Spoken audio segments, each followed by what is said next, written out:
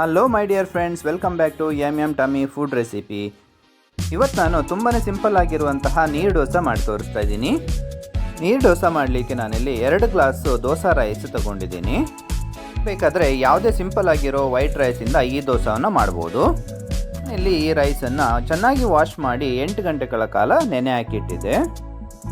ಮೆಜರ್ಮೆಂಟ್ಗೋಸ್ಕರ ನಾನಿಲ್ಲಿ ಈ ಗ್ಲಾಸ್ನಿಂದ ರೈಸನ್ನು ತಗೊಂಡಿದ್ದೆ. ಅರೌಂಡ್ 200 ಗ್ರಾಮ್ಸ್ ರೈಸು ಈ ಗ್ಲಾಸ್ನಲ್ಲಿ ಬರ್ತದೆ. ಓವರ್ ನೈಟ್ ಸೋಕ್ ಮಾಡಿದ ನಂತರ ಬೆಳಿಗ್ಗೆ ಇನ್ನೊಮ್ಮೆ ಚೆನ್ನಾಗಿ ವಾಶ್ ಮಾಡಿಬಿಟ್ಟು 1 ಕಪ್ಪು ಅನ್ನವನ್ನು ಸೇರಿಸ್ತಾ ಇದ್ದೀನಿ. ಅನ್ನವನ್ನು ಸೇರಿಸುವುದು ಟೋಟಲಿ ಆಪ್ಷನಲ್ಲು. ಅನ್ನವನ್ನು ಸೇರಿಸೋದ್ರಿಂದ ತುಂಬಾ ದೋಸೆ ಸಾಫ್ಟಾಗಿ ಬರ್ತದೆ. ಇದನ್ನು ನಾನೀಗ ಮಿಕ್ಸಿ ಜಾರ್ನಲ್ಲಿ ಟ್ರಾನ್ಸ್ಫರ್ ಮಾಡಿಬಿಟ್ಟು ನೈಸಾಗಿ ಗ್ರೈಂಡ್ ಮಾಡ್ಕೊಂಡಿದ್ದೀನಿ. ಗ್ರೈಂಡ್ ಮಾಡುವಾಗ ಜಾಸ್ತಿ ನೀರು ಆ್ಯಡ್ ಮಾಡಬೇಡಿ, ಸ್ವಲ್ಪನೇ ನೀರು ಆ್ಯಡ್ ಮಾಡಿಬಿಟ್ಟು ನೈಸಾಗಿ ಕಡಿದುಕೊಳ್ಬೇಕು. ನಂತರ 2 ಗ್ಲಾಸು ನೀರು ಆ್ಯಡ್ ಮಾಡಿಬಿಟ್ಟು ತೆಳುವಾದ ಬ್ಯಾಟರ್ ರೆಡಿ ಮಾಡ್ಕೊಳ್ತಾ ಇದ್ದೀನಿ. ಈಗ ನಾನು ಆ್ಯಡ್ ಮಾಡ್ತಾ ಇದ್ದೀನಿ ಟೇಸ್ಟ್ಗೆ ಬೇಕಾದಷ್ಟು ಉಪ್ಪು. ನಾನಿಲ್ಲಿ 2 ಟೀ ಸ್ಪೂನ್ ಆಗಷ್ಟು ಉಪ್ಪನ್ನು ಆ್ಯಡ್ ಮಾಡಿದ್ದೀನಿ. ಉಪ್ಪನ್ನು ಆ್ಯಡ್ ಮಾಡಿದ ನಂತರ ಚೆನ್ನಾಗಿ ಮಿಕ್ಸ್ ಮಾಡಿ ಒಮ್ಮೆ ಟೇಸ್ಟ್ ಮಾಡಿ ನೋಡಿ. ಉಪ್ಪು ಕಡಿಮೆ ಅನಿಸಿದೆ ಅಂದರೆ ಸ್ವಲ್ಪ ಆ್ಯಡ್ ಮಾಡ್ಕೊಳ್ಳಿ. ನೀವಿಲ್ಲಿ ವಿಡಿಯೋದಲ್ಲಿ ನೋಡ್ತಿರೋ ಹಾಗೆ ಹಿಟ್ಟಿನ ಕನ್ಸಿಸ್ಟೆನ್ಸಿ ತುಂಬ ತೆಳುವಾಗಿದೆ. ಬ್ಯಾಟರ್ನ ಕನ್ಸಿಸ್ಟೆನ್ಸಿ ಸೆಟ್ ಮಾಡ್ಕೊಳ್ಳೋದು ತುಂಬ ಇಂಪಾರ್ಟೆಂಟು. ನಂತರ ನಾನಿಲ್ಲಿ ದೋಸೆ ಮಾಡಲಿಕ್ಕೆ ಕಬ್ಬಿಣದ ಕಾವಲಿಯನ್ನು ತಗೊಂಡಿದ್ದೀನಿ.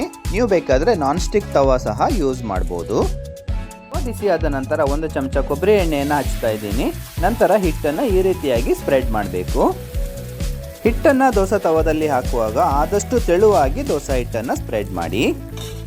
ನೀವೇನಾದರೂ ಈ ದೋಸೆಯನ್ನು ಮೊದಲ ಬಾರಿಗೆ ಟ್ರೈ ಮಾಡ್ತಾ ಇದ್ದೀರಾ ಅಂತಂದರೆ ದೋಸೆ ಸ್ವಲ್ಪ ದಪ್ಪವಾಗಿ ಬರ್ತದೆ. ಒಂದು 2-3 ದೋಸೆ ಟ್ರೈ ಮಾಡಿದ ನಂತರ ನೀವು ಸಹ ತೆಳುವಾಗಿ ಈ ದೋಸೆಯನ್ನು ಮಾಡ್ಕೊಳ್ಬೋದು. ಈ ದೋಸೆಯನ್ನು ನೀವು ಮುಚ್ಚಳವನ್ನು ಮುಚ್ಚಿ 30ರಿಂದ 40 ಸೆಕೆಂಡುಗಳ ಕಾಲ ಬೇಯಿಸ್ಕೊಳ್ಬೇಕು. ನಂತರ ಮುಚ್ಚಳವನ್ನು ತೆಗೆದು 10 ಸೆಕೆಂಡುಗಳ ಕಾಲ ವೆಯ್ಟ್ ಮಾಡಬೇಕು. ನಂತರ ನಾನಿಲ್ಲಿ ದೋಸೆಯನ್ನು ಒಂದು ಸ್ಪಟುಲದ ಸಹಾಯದಿಂದ ಫೋಲ್ಡ್ ಮಾಡಿ ತೆಗೆದುಕೊಳ್ತಾ ಇದ್ದೀನಿ. ನಾನಿಲ್ಲಿ ಕಬ್ಬಿಣದ ತವಾ ಯೂಸ್ ಮಾಡೋದ್ರಿಂದ ಆಯಿಲ್ ಸ್ವಲ್ಪ ಜಾಸ್ತಿ ಯೂಸ್ ಆಗ್ತಿದೆ. ನಾನ್ ಸ್ಟಿಕ್ ತವಾ ಯೂಸ್ ಮಾಡೋದ್ರಿಂದ ಆಯಿಲ್ ಪ್ರಮಾಣ ಸ್ವಲ್ಪ ಕಡಿಮೆ ಯೂಸ್ ಮಾಡ್ಬೋದು.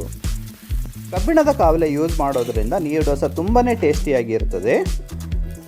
ಸಾಧ್ಯವಾದರೆ ಕಬ್ಬಿಣದ ತವಾ ಹಾಗೂ ಕೊಬ್ಬರಿ ಎಣ್ಣೆಯನ್ನು ಬಳಸಿ ನೀರು ದೋಸೆಯನ್ನು ರೆಡಿ ಮಾಡ್ಕೊಳ್ಳಿ. ನೀರು ದೋಸೆದ ಹಿಟ್ಟು ರೆಡಿ ಮಾಡ್ಕೊಳ್ಳುವಾಗ ನೀವು ಬೇಕಾದರೆ ಅರ್ಧ ಕಪ್ಪು ತುರಿದ ಕೊಬ್ಬರಿಯನ್ನು ಸಹ ಸೇರಿಸ್ಕೊಳ್ಬೋದು.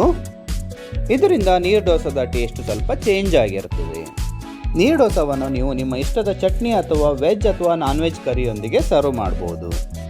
ಈ ವಿಡಿಯೋ ನಿಮಗೆ ಇಷ್ಟ ಆಗಿದ್ದಲ್ಲಿ ಲೈಕ್ ಮಾಡಿ, ಶೇರ್ ಮಾಡಿ, ಹಾಗೆ ಚಾನಲನ್ನು ಸಬ್ಸ್ಕ್ರೈಬ್ ಮಾಡೋದನ್ನು ಮರಿಬೇಡಿ. ಇದೇ ರೀತಿಯ ಇನ್ನೊಂದು ಇಂಟ್ರೆಸ್ಟಿಂಗ್ ವಿಡಿಯೋ ಒಂದಿಗೆ ಮತ್ತೆ ಭೇಟಿ ಆಗ್ತೇನೆ. Until then, bye from Vishwas.